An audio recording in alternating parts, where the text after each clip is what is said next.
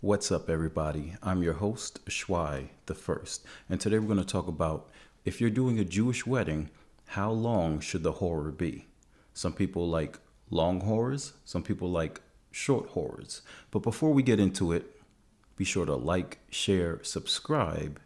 I'm your host, ASHWI the First. Let's do this. ASHWI the First.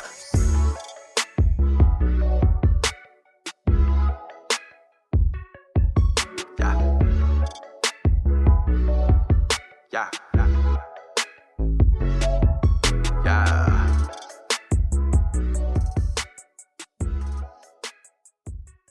Welcome back once again. So I do a lot of Jewish weddings, and maybe about 30 Jewish weddings out of the year that I do.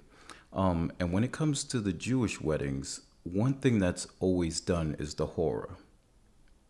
But a question that often arises is, how long should the Horah be? Should it be 10 minutes, 15 minutes, 20 minutes? And people are a little unsure when it comes to that. And the answer may surprise you. Take a look at what we have here. Now, these are just a few of the horrors that I've done throughout the years. And as you can see, everyone's having a good time. You have the bride and groom in their chairs. Then you have the exchange of the bride and groom. And you may have the parents or the grandparents being thrown up in their chairs in the air. And when you have that going on, you want the music to keep going. You want it to constantly be going. And if you have 6 people, bride and groom, their parents and grandparents, then you have a lot of people and a lot of time to make things happen. And that's a lot of people. So if you have 8 people, 6 to 8 people, then you want to have the music continuing. You want to have it constantly going on while there's exchanges of people lifting, people getting in their chairs, people getting ready, and the music is going on. So when it comes to something like that, I would definitely recommend a good 10 to 15 minute horror. Now, if your bridal party, as far as your parents, are a little bit smaller, you may only have 1 or 2 sets of parents, then I would suggest it being 5 to 7 minutes, no more than that.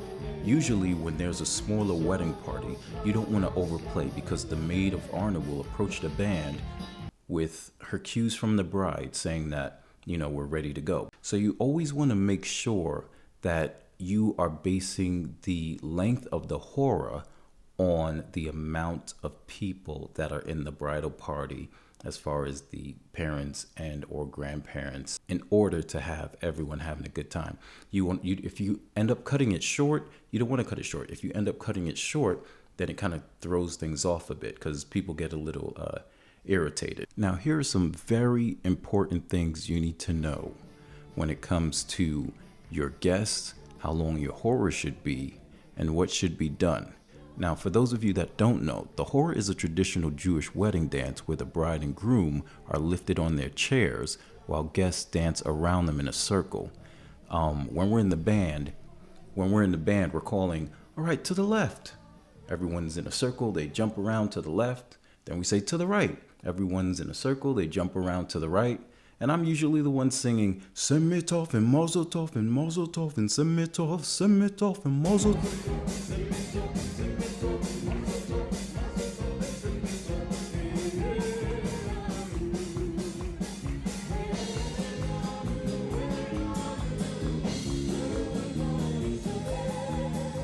I got my horror down.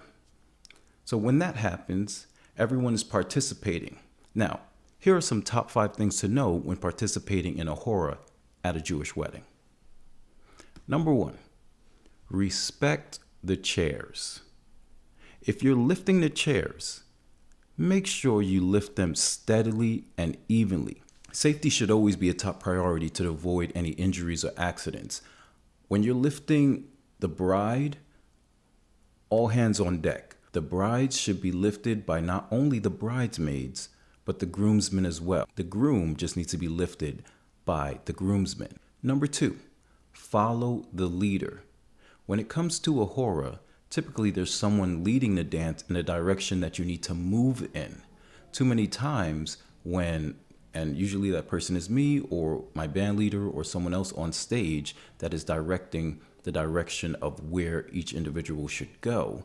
And sometimes if you're not paying attention, people end up going in different directions and it messes up the horror and it clashes. And we don't want that. We want a nice, clean horror, nice, fun horror, something that looks nice on video, something that looks nice in pictures and on camera. All right, so pay attention to the instructions, follow along to maintain coordination and ensure everyone's safety and everyone is having a good time, including the bride and the groom. Number 3, don't be an introvert.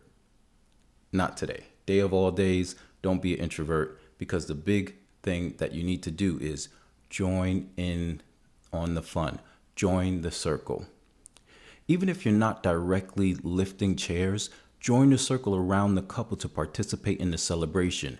You're there for them. You're their friends. You're their family. You don't want to be on the outside looking in. This is the beginning of the reception. So you want to start having fun with everyone. You want to start feeling what the crowd is like, what the energy is like, what the love and the atmosphere is like. You want to be a part of it. In addition, move in the direction of the circle and join in the dance joyfully and playfully and have a good time. Number 4, respect the couple. What do I mean by that? Keep in mind that the horror is a special moment for the bride and groom. Show your enthusiasm. Support them and dance joyfully, celebrating their union. That's what you're there for. You're there to support them. Just have a good time.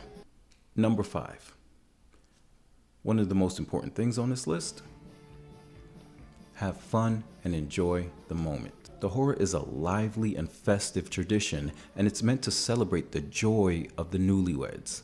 Let loose, enjoy the music, and participate wholeheartedly in the celebration.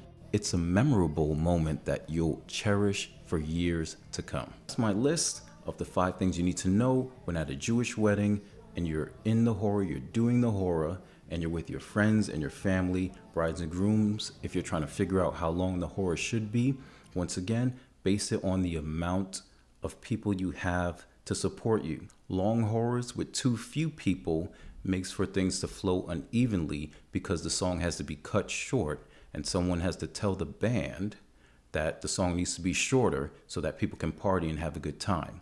So make sure that if there's not a lot of people in your bridal party, as far as your parents and your grandparents, 5 to 7 minute horrors, we're in and out there, we're ready to party, ready to drink, ready to have a good time, get everyone on the dance floor. But if there's a lot of people there, a good 10 minutes, maybe even 15, that works great, because you need to exchange the couples and lift them up in the seats. So that's my advice to you from Wedding Singer. I'm ASHWI the First. Like, share, subscribe. Hope you're getting some good information here. And if you want me at your wedding, if you want my band, please feel free. Link is in the description. Reach out to us. I'm ASHWI the First, and I'm your wedding singer. ASHWI the First.